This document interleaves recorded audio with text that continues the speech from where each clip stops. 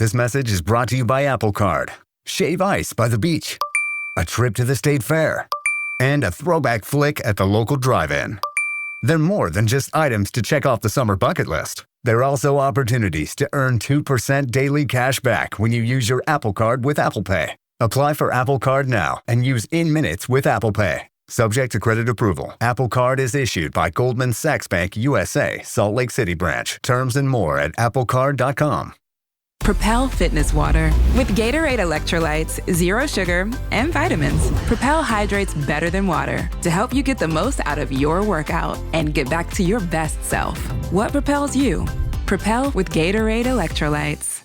The new LinkedIn Hiring Pro can't undo your last hire, the no-show. Who set you back because they didn't show up on day one, or day two, or ever again. And now your product launch is delayed because you're talking to alien abduction podcasters to track them down.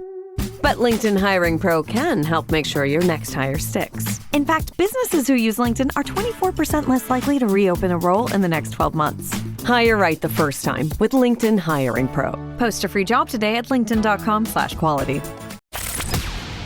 From the Fifth Quarter Studios in Madison, Wisconsin, you're listening to Coach Unplugged. And now, your host, Steve Collins. Hey, everybody. Welcome to Coach Unplugged. I'm so happy you decided to join us. Before we jump in, I don't do this every week, but I would love if you went over, left a review, left a comment. I listen to all of those. Give me some topics. Send over to Steve at teachhoops.com. What kind of topics do you want to hear? But before we jump into today's topic, I'd like to give a big shout out to our two sponsors. First of all, Dr. Dish, the number one shooting machine on the market. I've tried them all, and this is not only how innovative are, but the workouts and what I love about Dr. Dish is they give back to the community. If you follow them on Facebook, if you follow them on Twitter, they're always giving back to the basketball community. And you mentioned Coach Unplugged, they'll give you $450 off. Also, go over and check out teachhoops.com for coaches who want to get better. It is a one-stop shop for basketball coaches. It's resources, it's handouts, it's videos, it's one-on-one calls, it's office hours. It's a coach.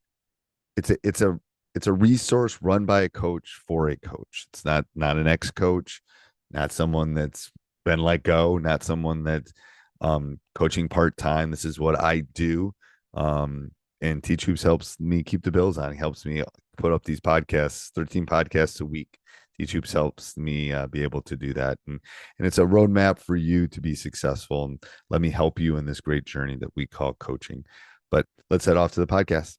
I appreciate you doing this on short notice. No problem. You have your first practice on Tuesday, huh? Well, it's not my first practice, but it's our practice that I'm really going to try to put in the offense a little bit better. Okay.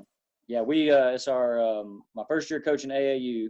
Okay. And we've played in 2 tournaments, and we only have 1 practice a week. So to say the least, it's a little challenging. Yeah. It is. Zero skill development. Yeah, that's pretty. You know what? My game plan is we need for our first 4 to 5 practices putting in the scheme. Right. What we need to do, and then once we get the scheme in, then we'll start working down on fundamentals and breaking that down. Right. So you want to get your basics down, like your offense, your defense, and out of bounds play, a press break. You definitely want some press break. Yeah. We're pretty good with that. Like I'm big on man-to-man. I don't like 2-3 zone. Okay. I don't like teaching. I'm not real big on 6th grade girls, so I want to teach on man-to-man principles. Yep. We're are you pushing baseline or are you pushing middle? You know what? What we've really done is I've got man-to-man red, which is full court. Where we jump in the corners. Okay. And then we do man-to-man green, which is just man-to-man with your 1 pass away, 2 pass away rules. Okay. In the half court. Okay. We also have run a 1-3-1. And so that's just a change of pace zone. That's the only zone that I do run. Right. But it's really just a change of pace for the man-to-man. We're primarily a man-to-man team. Are you long that you can run the 1-3-1? Because that's a hard one. We're not long, but I have a long guard that I put at the top of the 1-3-1. The rest of my team is not long at all. We're fairly small. Okay. and to be honest with you, it's really just, I'm thinking, going to be a change of pace. It may be something where we can't rely on it the entire game. Right. But it's something that we can change the pace. Because I'll be honest with you, we have had a problem with endurance too, with the man-to-man. Right. And the thing is, it's what I tell people too, is you just need a couple things. Like if they come down and score 2 or 3 times in a row, you just need to be able to change up to just slow them down for a second. And it's just kind of getting off rhythm. Yeah. Yeah. That's pretty much my idea. And I like to be like, really, I want to be, the reason I like to read and react is because it's rules, principle. And once they get that down, we don't have to work on set plays and remember set plays. No, and then I can focus. And then I can focus the rest of my defense on being a little bit more complex defensively, to do multiple things on defense. Yep. We run a diamond press.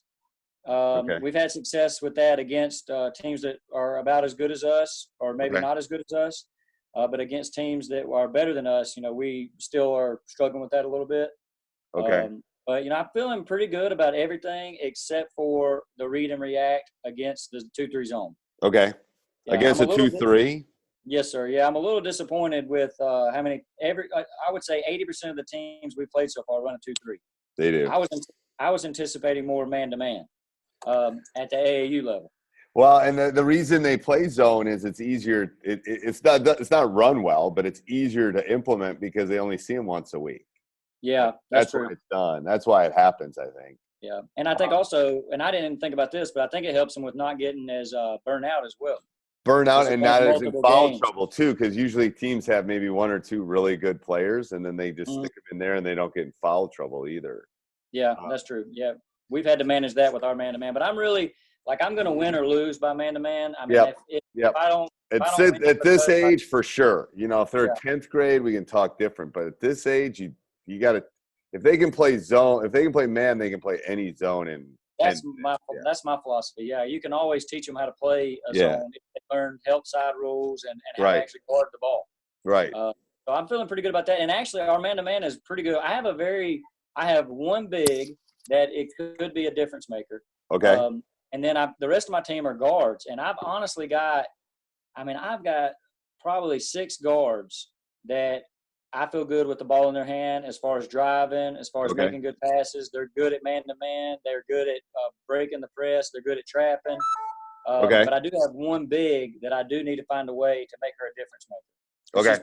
She's pretty skilled. So what seems to be the problem with when you run it against the zone? Okay, so when we did, to be honest with you, the first practices I was really just teaching on, what you would do against a man-to-man defense. Right. And I really wasn't sure what it would look like against a 2-3 zone. Okay. And so when we did run it against a 2-3 zone, when they're cutting, it doesn't really do anything. Right. And then we were just kind of passing it along the top. And so we're not really getting any quality shots. And so I know that there's the philosophy. I've been doing a 4-1 against 2-3 zone. Yep. And my original idea was to do 4-1 with my big staying on ball side block. And when any outside pass, the person would pass and cut, but they wouldn't cut all the way goal. They would hook and look around the free throw line. Right. Then any more passes on the outside, they would leave and fill, and then the person who passed would go into the free throw line. Okay. So we would constantly have somebody, and the big would always just stay either. So you're looking for like a high-low look, kind of. Exactly. Yeah, that's kind of what I was thinking, and that may work. We really haven't done that, so it may work. So I think that works. I personally I'd put 4 on the outside and 1 inside, and I'd put your big opposite the ball. Okay, even against a 2-3 zone. Yes. So if the ball is on the right side, I'd put her on the low left side, and then that allows her to flash up and down and find space. Okay. I'd keep the cutting going that you do in the normal read and react. But what people don't do against zones is drive, and you want to teach the girls to drive, and then when they get stopped, other people have to move then. Because what's going to happen is it's kind of like as soon as the girls start driving against the zone will kind of constrict onto them. Yeah, and then that's when the other girls got to cut or find open space. Does that make sense? Yeah, so So essentially, the ball can drive, and Yep. then when they drive, then the other girls are going to fill in behind them. Yep. So you want somebody behind. So a drill, when you get time for drill, is drive, stop, and then you got to look back out, or you got to look into the paint, because the zone is going to collapse on them, which is fine. But then if the girls are used to cutting, someone's going to be cutting, and you'll get open shots. The other thing is, I like that girl opposite, because if you're on the right side, like if you're over here and she drives and I put my big over on that side, so then she can come in. She's also going to be able to rebound. So let's say she drives in and gets stopped. She can kick it back out. The shot will be here, and you'll have people coming in to get rebounds too. Okay. So it helps with rebounding, but it also helps with them attacking that seam. And you want the cutting. Trust me, zones don't like cutting. They don't. Okay. Do you still say cut all the way to the rim, or cut and hook and look? You hook and look, and you want to find, especially against a 2-3, they're going to have to decide how they want to defend this when the girls are cutting. So, you know, I say if you find an open space, sit on it for a second and then out. Yeah. So as she cuts, if she finds that open space here, stay and then keep going. Then get below and get out, because someone else is going to be coming. Okay. But people don't tend to drive against zones, and it's a really good look, and people aren't used to it. But you got to be able to be adjusted. Now, the best way to beat the zone is make sure you have good shooters on the floor. I've got 3 girls I got about 3 that are pretty good jump shooters. Right. Because they're going to get looks. They're going to get much better looks. Okay. And then if you have the rebounders over here, that's what will help. With that ball, now let me ask you this. If, for instance, that we do want to, we think we have an advantage in the post. Yep. Could we say, okay, you've got the freedom to go ball side? Yeah, so you can also overload a side too. Have you thought about overloading a side? So here, I'm going to make them X's. No, I don't like that. So bring my board. My dry erase marker. So if you're like this, we overload a side. Okay. Like that. Okay. You see that? Yeah. We call it chair because it kind of looks like a chair. I heard that on your podcast. Yeah. So, but what you might want to do is have this girl come around and set a screen and have her drive. You see what I'm saying? So then as she drives, she fills, and then this one comes through, and then these two, after she screens, she rolls, and then she comes up high. So she screens, she drives in. Okay. Yep. So she drives to that gap, which will get stopped probably. She needs to understand that. But this girl down here, one will be open on the flare kind of, because she's going to have to decide, am I going to stop this drive, which I probably am, or am I going to stop her filling? And then this is your normal, screen and roll that you're teaching your bigs. So she kind of curls around, and as she curls, they're going to all have to decide what they want to do. If this one comes through, she's going to take it. These two don't know what to do because she's all the way over here. Okay. Does that make sense? It's just and the screening thing can work too. Like if you've got shooters, then screening the zone's a really good thing. I saw the pin screen philosophy. I just don't know if my girls are going to be able to do that skip pass. Right. Well, they're not. They're from here to here. Absolutely not. Not in 6th grade. Yeah. 6th grade boys can't do that. Yeah. Well, I didn't even know if maybe like in the wing to the, the opposite. Right. But that's why I try to, for middle schoolers, I try to shorten the angles. I try to shorten the pass lengths. So that's why this is a short pass, but if the ball is over, so the ball is here, think about it, here, let me erase this. So if you have that overload, okay, and you're in these 4 spots, they're gonna have to. This shot, they're gonna have to decide if they want to defend it. Yeah. If they do, then the normal pop is like that. Well, who's going to defend this? Is she going to come over? Then that drive will be there. So you want to make them almost have to run a matchup.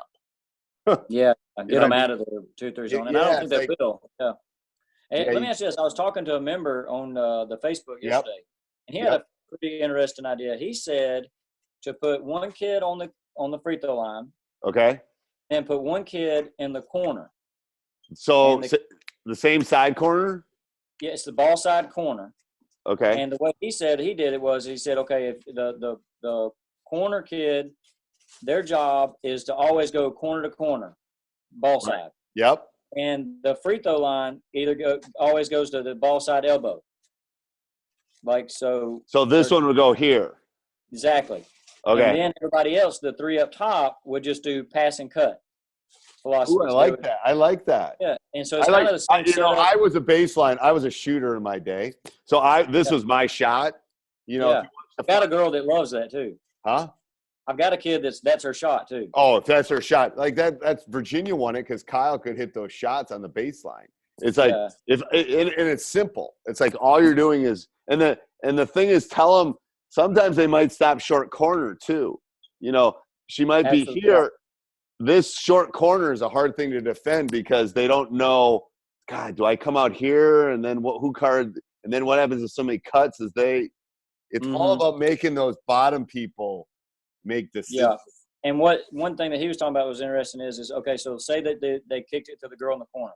Right. All right? Okay. If she drives, now as soon as she starts driving, the girl that's at the corner or the key goes down because now this defender had to go stop her. Right. So now that opens that up. It does. As soon as they jump out, now you can hit that for like that post stuff. Yep. Because the rotations in a 6th grade game, the rotations are not going to be that good. Yeah. He said another thing too is if you wanted to get her in the post, you could just make the adjustment and say, okay, don't wait for her to drive. As soon as that corner gets it, you jump down and post up. Yeah, I like that. And then we can either take the shot or we can hit the post. Yep. Okay. And she's got to have special rules. Whenever I've had special bigs, they're on a different platform. Like these are your rules. And so that's what I'm like man to man. I've got a really good like I feel like I've got a good grasp of what I want to do because like what you said, I've got for my guards. I tell them they can either fill, they can either do a ball screen and then pop out for a shot. Yep. And then they can do a screen away. Right. That's their 3 decisions. That's good. Then, Perfect. Yeah. That's enough yeah. layers. And then exactly. And then my big, I tell her she can either post up, flash, or go do a ball screen. Okay. And so the reason I got her doing the flash is so we can set up a Laker cut.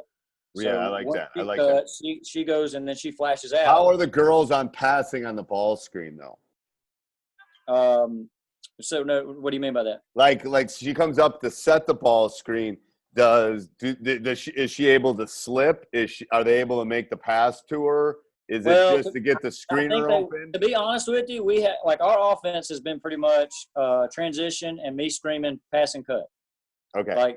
You know what I'm saying? So we haven't really done it very well yet. I mean, we've probably scored 80% of our points just off of and at this age, that's typical. I'm just saying, if you're doing that ball screen, you want to teach her to fake the ball screen and slip too. Oh, I see. Yeah. Okay. That's something we need to work. Yeah. It's like you should do some work with just her and the guards, like some 2-on-2 stuff. And it's like, okay, sometimes you're going to come up and set the ball screen because my guess is if she slips and they come off that screen, that pass isn't going to happen very much at that age. But sometimes if she fakes it and then she slips right away, she might be able to get some looks close to the basket. Yeah. You got to think of her as a special tool in your toolbox, basically. Oh, yeah. And she's she's very skilled for her size. I mean, she's, like I said, she's in 6th grade and she's about 5'7". Ooh. She wears a size 12 in men's shoe. And that's bigger than mine. Oh, my God, she's going to be a 6-footer probably. Yeah, she probably weighs right now, I would say about 140. But she's athletic. Yeah, she can move. And so I've got to figure out a way to really integrate her into this. And so that's why I was kind of struggling. Yeah, so I think that's what you got to – I mean, and then the thing is, do you videotape your games? I do, all of them. Okay, so you should send me this weekend. I'll look at her, and then I can get some idea, and I'll send you an email with some ideas for because it's hard. I got a picture of what she is, but if I can see it a little bit in tape, it's a lot easier. Yeah, definitely. But you just kind of got to give her little looks, like, you know, If the ball, like maybe it's a call, like a purple, like the ball's here, you're opposite short corner, and then you're going to flash. Or the ball, it's a yellow, and then the yellow is a pass, and he comes to the ball. You want to give her little things that she can do, especially Signals. if she's that much different than the rest of them. You want to be able to use her as a tool.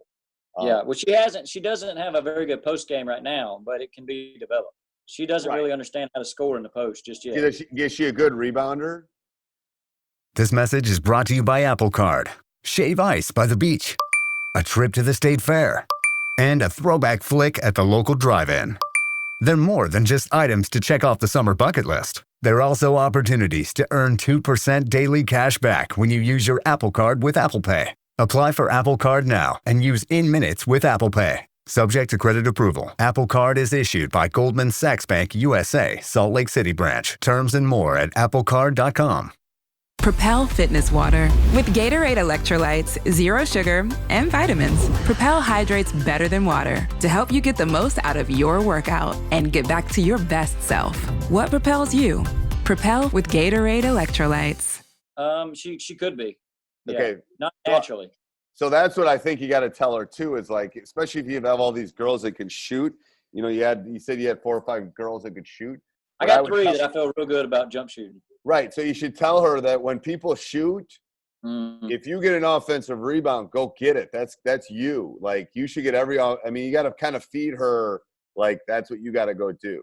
Okay. Because my guess is that as she gets bigger, that's going to be part of her game too, is those, getting it close, doing mic and drills kind of things close to the basket. Mm-hmm. Yeah. So right now, based off of what you've seen though, the read and react is a good offense against a 2-3 zone. I do. I love it.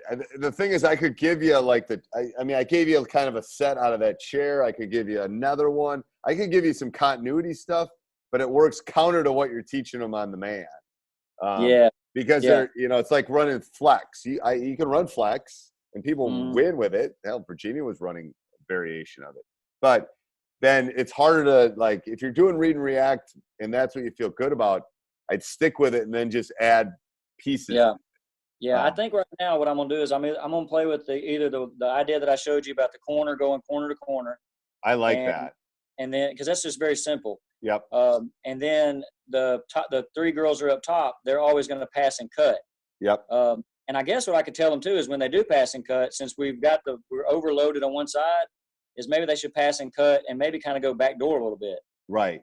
To kind of that way we're not clogging it too much over on that one side. Yeah, and the area that's going to be there, you got to tell them the spot you might have to stop and shoot is going to be this right below the free throw line.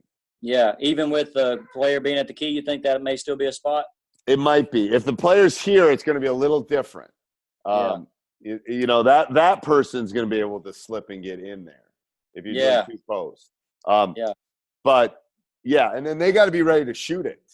Mm-hmm. That's what you have to tell them too. My biggest thing is I want to keep the continuity of on the outside. Every time you pass, you cut. Like I want to program that into them.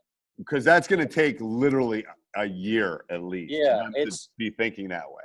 Yeah, I'm hoping because my next practice I really want to focus mostly on that. To try to get that in them. Yeah. But I don't want to do anything because what my assistant wants to do is he wants to do more like against zone. Let's do more of like a set play kind of rotation that gets away from the fundamentals of read and react. And it also is easier to defend too. It's easier, if you run it once or twice, they're going to figure it out and they're going to be able to stop it. Yeah, that's the reason I like the read. And like I said, I'm very, very. I'm a first-year AAU coach, very limited on. I'm just now really understanding. But when I really dove into the read and react, I just loved everything about it because it's just fluid. It's fluid, and you can't scout it. If the kids are good at it, you can't scout it. Now, when they get better, then we can talk about maybe not cutting the basket, maybe screening away or, that stuff. But the key, I tell especially the middle school coaches, you're perfect. And you got 3 rules. Do not give them more than those 3 because they got to get good at those 3. And once they get good at that, that's when you add, layer 87 from Rick, it's like, there's tons of things we can add, but they got to get good at those first. And spacing. Yeah. They're getting a little. They do tend to get one thing that I've noticed a lot of my girls. They're used to when you get dribbled at, circle back around. Right. And I'm really having to really focus on when you get dribbled at, you got to cut. Yes. And so that's yeah. they'll end You up got kind to of. cut to the basket. And do you a good thing is, where do you practice? I've got a church right down. Okay. Is it a wood floor? Yeah, it is. Yeah. So get some painter's tape and put X's where they should be, somebody should always be one of those X's. Yeah, fill the spots. Put big X's on there. It's painter's tape. It won't do any harm to the floor. And it's, it will come up, but you'll just have to redo it. But that way they'll spacing, because visually sometimes they forget about the spacing. Yeah, and what we do too is we do, like, when it's 5 out, you fill the 5 spots. Right. But then when we've been doing 4, we kind of leave the middle open, and we just do kind of like wing, almost like not quite to the corner, but like halfway corner. Like here, up here, up here. Yeah. I would not even send them all the way to the corner. I would do like that.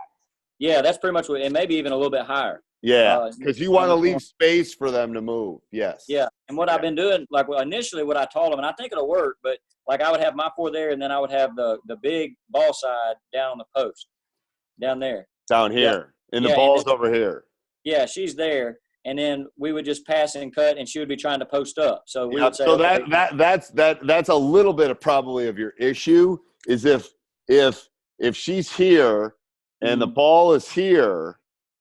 Okay, that means the defender is right there. That these girls cutting and the ball here, it's too. So that's why I like her out and then back in.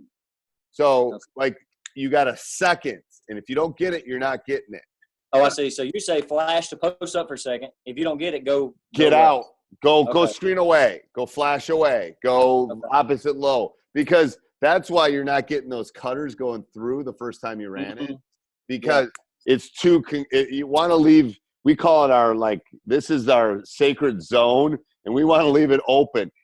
And this is purely observational because I'm a stats teacher. But if the ball's here and they post up and they don't get it in a second, they're not getting it. Stolen. Or they're going to something's going to bad happen. So get it right away at our level, we're okay. But we're not NBA guys. So if you don't, I tell her 1,001, get out. Yeah. Because then as she gets out, someone else might be cutting, and then they can see her. Do you like the idea of against the 2-3 that when my cutters cut, they don't cut all the way to the goal, they just turn and hook? Yeah, I like the hook part. I like that maybe it's a call for you. That's an easy variation. You got fist or open hand. Fist means we're going to the rim. Open hand means we're going part of the way and we're hooking back up. Okay. Do you think when they do hook, because what I've been telling them is you hook, and if it's a pass to the post, you stay there, because then that post might could hit you. Right. But any pass on the outside, you go and fill. And so you're saying the ball goes here and they come here. Well, like say that there was already somebody in like say the free throw line. They're already standing there. Okay. All right. The ball goes to the post. They stay there because now the person at the post has got the ball. They might throw it up here to this girl at the free throw line for a shot. So they stay. But if any time there's a pass either to the outside or between outside players, they leave, and the person on the outside that made the pass, now they go to the free throw line. Right. So in other words, okay, say the ball's on the outside. Right. Okay, and there's nobody at the free throw line. There's a post player and then 4 outside. Okay. All right. The outside player passes to another outside player. Because there's nobody in there, they cut into the top of the free throw line because there's nobody there. So they're there now. Now let's say that outside player passes to the other outside player. Okay. The ball's at the outside still. Ball's so here? Yeah. Let's say the ball's on the outside still. They pass to another outside player.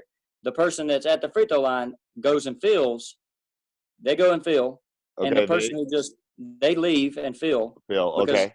There was an outside pass. The person who passed, now it's their turn to go into the free throw. Now they go into the free throw line. So you only have them go this far. Yeah, they go into there now. Now, if the ball goes into the post, they don't move. They stay because it's not an outside pass.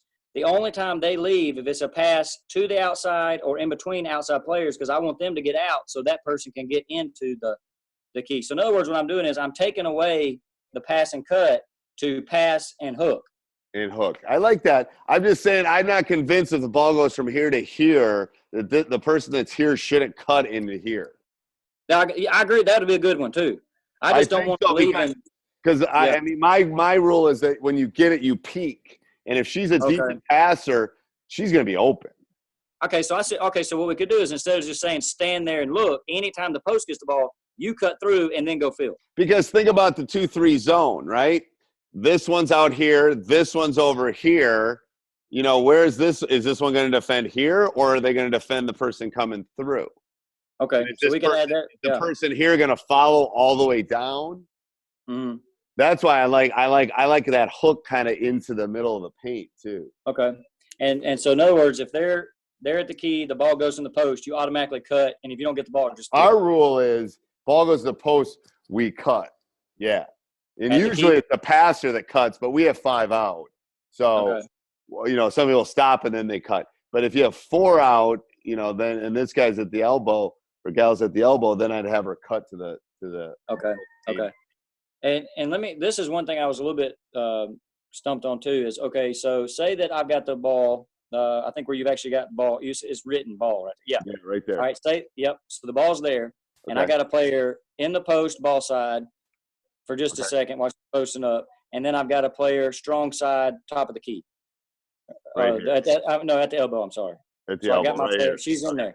So when this girl, say that she passes to the elbow, the ball passes to the elbow. Okay. Where do I tell her to cut? Because, see, I got 2 people standing right there. She should come and set a screen, and then she should cut, to be honest with you. Okay. But because you have 4 people on this side, right? Yeah, that's what I was confused about. Like, that's really congested. That is very congested. So you can do a couple things. You can set a ball screen. You can, if you pass it here, you can fill behind. You can try to do a handoff like this. I mean, there's lots of options. Okay. Yeah, I was kind of thinking of like what you just did. But she has to. This person has to do something. Yeah, well, I was thinking like what you just said. Like you just like say I passed it to the post or the key right there. Right. Either one. Yeah. Then I would just cut back behind like what you instead and like kind of like I was going to go into the key, but go into the paint, but just go behind them instead of going that way, go behind the girl that's on the elbow. Yeah, and come down because who knows, maybe you could get a little bounce pass right there. Yep. And then what I say is you have to do something. Yeah, Like, I don't care. Maybe you're going to go set a screen here. Maybe you're going to interchange with this person. You have to do something once the ball goes in here or your man is going to double them. Yeah, so that's why I didn't want them to cut into that and to create that. So this is congested. Nothing good is going to happen in here. Yeah. Unless it's a back screen. Yeah, I wasn't sure if it'd be better to tell them to go baseline or to go back behind. I mean, at your age in 6th grade, if this girl can ever set some back screens, these girls will be wide open. Yeah, even in the 2-3 zone. It doesn't matter. Doesn't matter. Because someone's going to be guarding her. And then if that comes up and sets a screen and then she rolls, you'll be wide open. Yeah, and I used to be a set play kind of guy. And one of my set plays against the 2-3 zone is we would come out in a 3-2, and I would send one of the wings over to overload. Right. And when my post player saw her coming, she would come up and screen the top of 2-3 zone. Right. And when we would drive it, they would always stop the driver, but then I could kick it to that player that we swung over. It was wide open every time. Right. But I don't want to be a set. I mean, I've got tons of set plays to beat the 2-3 zone, but I don't want to be that anymore. No. And I think this is better. If you the thing is, it's rules. If you've got, I would, ideally try to keep 4 out as much as possible. If you can. Yeah, that's what I want. Yeah. I like 4 out and 5. The only reason I'm not going to more of a 5 is because I do have that girl that really is more of a big than anything. So let's say, so here's a scenario. What happens when she's not in? What do you do? We usually go 5. Okay. So you're going to have to work on that a little bit too. Yeah. Then it's really about spacing when you go 5 out. It's really about cuts and. And with the 5 out against the 2-3 zone, like if she's not in there and we do 5 out, the only thing I would know to do in that situation was just pass, cut, hook, and look. Yes. And, yes. Yeah. So then we would only have one person in. They would hook and look. Right. And then you tell the other girls to crash when the ball goes up. Yeah. And we were just, to be honest with you, we had it, because I went back and watched the game film. the girl who would cut and hook and look, a lot of times she was open, Right. but we just were not getting her the ball. So this goes to one of my pet peeves. When someone catches the ball, they should always look at the rim. I call it peeking. I heard you say that. Yeah, it's so important. I mean, I literally we'll have an open gym. I'll be hounding, peek, peek. I call it peeking because if you see the rim, you see the person that's open. Mm-hmm. Whether you pass it or not's a different story, but you'll at least see that they're open. Yeah. And with the 5 out, when they do hook and look, they get the ball. What's the best action for the exterior players to do? Just to be ready for a shot, a kick shot? Yes, get ready, and then either interchange. You stand for. It's like the post rule. You stand for a second and then you move. Okay. Because my assistant was saying we might do something where, like, if we're doing 5 out and the girl at the free throw line catches the ball, then the 2 corner wings crash the goal. They can do that. As long as they're moving and the other ones are filling, just make sure you got somebody back. But yeah. Yeah. Okay. Well, I feel pretty good about that. I think what I'm gonna do is I'm either gonna go with the idea that one of the members gave me as far as I like that. Do the corner to corner and then free throw line to free throw line. I think that's just really simple. Okay. Or I'm gonna do the one where it's just 4-1 and the outside, when they pass, they go to the free throw line. And then if there's any more outside passes, they go fill and somebody else comes to free throw line. And then I'll tell them, like what you just said, my post player, you can go post up for about a second, but then go back away from the ball. Right. And try it. I'm going to tell you right now, 70% of it's going to work and 30 is going to look like crap. So then you keep the 70 and then we figure out how to adjust the other 30. Yeah. Well, and I believe in the read and react, but to be honest with you, my assistant, he was like, I just don't think this read and react is designed to work against a 2-3 zone. I think everything I've done research on it can work. It does. But it does. Okay. It's just going to take a little time. Tell them to be patient. Yeah. Well, like I said, it's different for me too, but I can see the principles are there. It's once I get them to I got to program them to do the pass and cut. You do. For sure. And then once you play, send me some tape and I'll look at it. Yeah. I'll send you. Like I said, we played the last tournament, and it was actually state as our state tournament, and so we did fairly well. We made it to one game before the championship, and like I said, we're a very good. I think we're a very good transition team. They work really well together, and when we get out and run, I mean, they do really well naturally. Right. And so I think once they get this, but if I'm coaching against you, I'm going to try to slow you down. Oh, 100%. And that's the team that we lost the game. We got beat by the same team who ended up winning the championship. They beat us by 20 points, and the second time. And the reason they did it is because they diamonded us. And even if they didn't get the ball, they stopped us from really running. From doing this, yes. Yeah. And so presses aren't always about turning people over. Presses are about changing tempo. Yeah. Yeah. And that's I think a lot of people, what do they use, the 2-2 to the 2-1-2 to do that? Yeah. And the key is you just got to teach the girls to pass the ball up, not dribble it up. That's the hard part. Yeah, and we've got we break the press with a 4-1. And what we do is we come out and we obviously are going to hit that girl in the corner because they're going to give us that. Yep. And then the girl that's closest to her goes sideline. Yep. And the next goes middle. Yeah. So diagonal cuts are the key to a good press break. Like if let me grab this. If you're here and let's say the girl catches the ball here, that cut is not defendable. Yeah, so we do kind of. Yeah, we always say diagonal cut. And what we mean is do this, because if the ball is here and I'm defending this person, I got to stay on this side. I can't get over here. Or they're going to beat me deep. So the diagonal cut in front of the ball is always open. And then catch look. And I'll tell you what we do. We do like, I don't know if you can see this, but let me see. Yep. So let's see. Can you see that? Yeah, that's perfect. That's perfect. Yeah. And the back person, the person who threw the ball in, they become the back option. So we've got a sideline option, a middle option, and a back option. And then if say that we go back, the person that's in the middle becomes my sideline option. My sideline option becomes my middle option. And we just do the exact same thing. So what I always say is, like, you want, when the ball is here and you're going in the full court, you need those 3 spots always filled. Yeah. Right. That's pretty much what we do. Mm-hmm. Yeah. And as long as you're doing that with diagonal cuts and they don't over dribble, you'll be fine. Yeah. Yeah. And when we have broke it, it's been like when we do break it, we go right there to that corner, then we go to sideline, and then we throw it right back to the middle, and it's gone. And and we you're can't off. stop it. Yeah. Yeah, we need to work on a little bit of reversing it a little bit because we tend to, when we reverse it, to panic and just want to try to out-dribble it. Right. And this is what they want to do. It's the first thing they learn to do is dribble a basketball. It drives me bonkers. Yes. Yeah. But like I said, I think, my biggest thing is I feel pretty good about a man-to-man with the read and react. But the biggest one was the 2-3 zone. But I'm thinking that with this kind of philosophy that I think we can kind of work it out. I just wanted to be sure that I have heard some people say that they've had trouble with the read and react versus a 2-3 zone. No, we've had real good luck with it. I think it works. It's just, again, people don't spend enough time on it. It's like the read and react. I could try to put the read and react in. If I don't spend enough time on it, it's not going to work. Okay. All right. So send me that. Yes. We'll talk again after practice and stuff.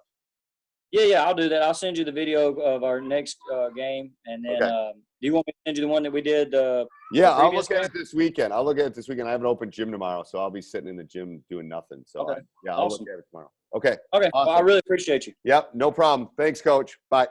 All right. Thank you. Yep. Hey, everybody. I hope you enjoy it. Make sure you subscribe. We would really appreciate that. Apple, Spotify, wherever you listen, those 5-star reviews mean a ton to us. Also, go over and check out teachhoops.com for coaches who want to get better. Have a great day.